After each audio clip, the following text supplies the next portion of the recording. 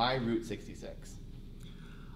Well, I think it took me a while to decide that it would be Route 66, but I think for me, I did travel. I did camp with my parents as a child, and we did travel Route 66 a little bit, and it had always kind of held sort of a real sort of interest for me. And also being from Detroit, it's a mythic, American highway, and so I'd always been kind of fascinated with it and hadn't traveled it in decades. And so that sort of, it started that way, that I just thought it would be interesting. And then, then it took me a while. It always takes me a while to figure everything out when I'm writing. But I did eventually figure out that it was the perfect road for them to travel, because it really did sort of, a broken down road for these people. A road that's, crumbling but still filled with memories. I mean, it just seemed like the perfect highway for these two older people. Nearing the end of their lives, the road for them to take. Well, you said it perfectly too, and I thought the same thing, that you have people from Detroit, which signifies the automobile. So people from Detroit have to ride on the most famous road. I mean, it's like chocolate and peanut butter. Yeah, it really, it was for me too, and I've always been fascinated by it. So exactly. it got to be, it was a great excuse to do that. It was a great excuse to actually take the trip too. So, our main characters, where do they come from?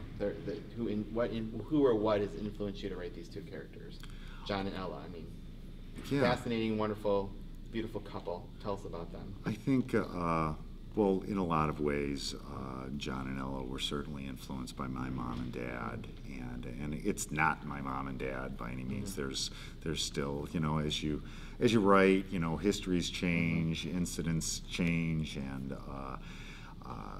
and so there were certainly some things, from my parents' histories and my history, and some relatives and things, and then there are parts of the book that are completely, fabricated, and so it was, it was interesting to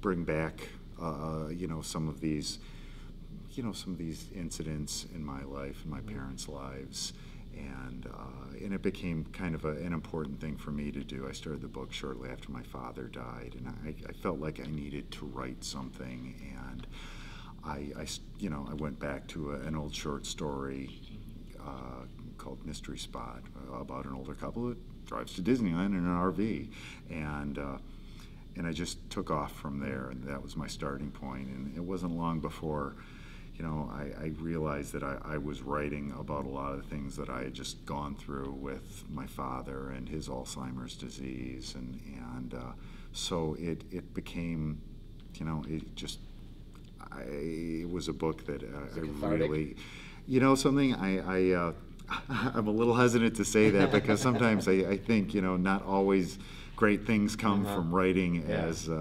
catharsis, but I think it probably was a little cathartic for me. But the time it took to write it, and the process of what happened to myself and my family, that took a long time too. So maybe I think I was just ready to write it at that time. So then, are you Kevin or Cindy? That's the question. I think Kevin and Cindy are. Some people have asked me, like, well, what would you do if your parents had decided to do this? And it's like, I would have been exactly like Kevin and Cindy. I would have been going berserk and like calling the police and that sort of thing. So. The right answer, the nice answer, would have been, I think I would have been happy to have them do it. No, but I would have been freaking out. So, in my opinion, this is just a beautiful love letter, the book. So, were you writing it to someone in particular? It started off to my mom and dad, really. It was, and like I said, things did change, and the characters evolved, and they took on their own characters, but it started off that way. As was it always a romance in your head? Yeah, it was. And it's just sort of how I had always, how I saw it. And about a couple, because a lot of people have mentioned that, what was interesting about the book is that these two characters are so completely and utterly normal, and that was, and happily some people have thought that was really a great thing about the book, is that they were normal, and there weren't some horrible affairs that were going to come up, and the book would really be about that, and so it was important for me to, I did want it to be a love story.